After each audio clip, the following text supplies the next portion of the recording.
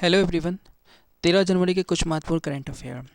13 जनवरी राष्ट्रीय युवा दिवस। 12 जनवरी को राष्ट्रीय युवा दिवस के रूप में मनाया गया। यह दिन स्वामी विवेकानंद की जयंती में मनाया जाता है। इसमें युवाओं को राष्ट्र के प्रति सेवा भावना के लिए मनाया जाता है। भारत का डिजिटल भुगतान विस्तार। भारत ने यूपीआई लेन देन में नया रिकॉर्ड बनाया।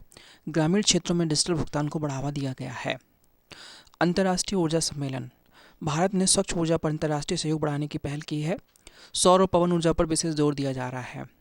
2030 तक 3000 मेगावाट करने का लक्ष्य करा गया है, सभी सौर और पवन ऊर्जा को मिला के। भारतीय रेलवे का आधुनिकीकरण। भारतीय रेलवे ने एआई आधारित सुरक्षा प्रणाली पर लागू करने की घोषणा की है, जिसमें यात्रियों की सुरक्षा और सुविधा में बहुत ज़्यादा सुधार देखने को मिलेगा। शिक्षा के क्षेत्र में भारत की नई नीति एनईपी डिजिटल लर्निंग को मजबूत किया जा रहा है और ऑनलाइन प्लेटफॉर्म को विस्तार किया जा रहा है, जैसे स्वयं प्रभा, दिशा, निष्ठा, ये बहुत सारे ऑनलाइन प्लेटफॉर्म है जिसमें शिक्षा के विशेष जोर दिया जा रहा है। खेल समाचार। भारतीय क्रिकेट टीम ने अंतर्राष्ट्रीय श्रृंखला में शानदार प्रदर्शन किया। भारतीय महिला क्रिकेट टीम ने, जिसमें युवा खिलाड़ियों को मौका दिया गया है। पर्यावरण संबंधी। केंद्र सरकार ने ग्रीन एनर्जी मिशन को तेज करने की घोषणा की है, जिसमें कार्बन उत्सर्जन घटाने पर जोर दिया जा रहा है। 2070 तक टोटली ग्रीन एनर्जी मिशन हमारे भारत में लागू हो जाएगा। 2070 तक। विज्ञान एवं तकनीकी। भारत ने एआई सेमीकंडक्टर की नई नीति पर काम शुरू कर दिया है, जिससे हमारे सभी बहुत सारे और आधुनिक मशीनों में एआई सेमीकंडक्टर का उपयोग, विदेशियों पर निर्भरता कम होगी। आत्मनिर्भर भारत को बढ़ावा देना। 13 जनवरी के कुछ महत्वपूर्ण हाईलाइट।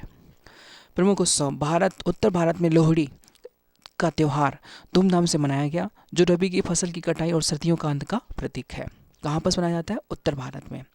रक्षा क्षेत्र। डीआरडीओ ने स्वदेशी man portal anti tank guided missile MPATGM का एक गतिशील लक्ष्य के खिलाफ सफल परीक्षण किया। ब्रिक्स 2026। भारत ने आधारिक तौर पर ब्रिक्स अध्यक्षता 2026 की तैयारी शुरू कर दी गई है। भारत में ब्रिक्स सम्मेलन कहाँ पर होना है? 2026 में भारत में होना है।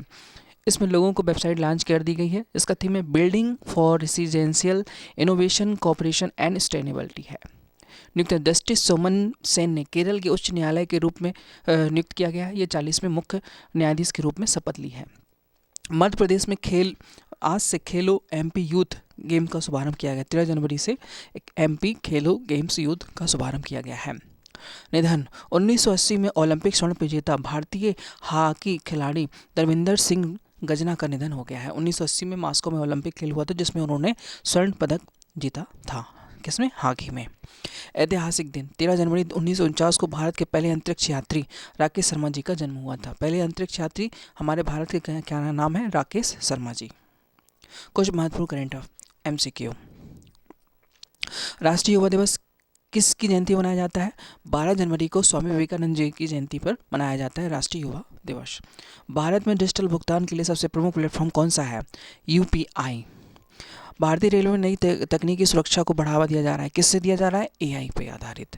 नई शिक्षा नीति में किस पर सबसे अधिक जोर दिया जा रहा है? डिजिटल लर्निंग पर सबसे अधिक जोर दिया जा रहा है। ग्रीन एनर्जी मिशन का मुख्य उद्देश्य क्या है?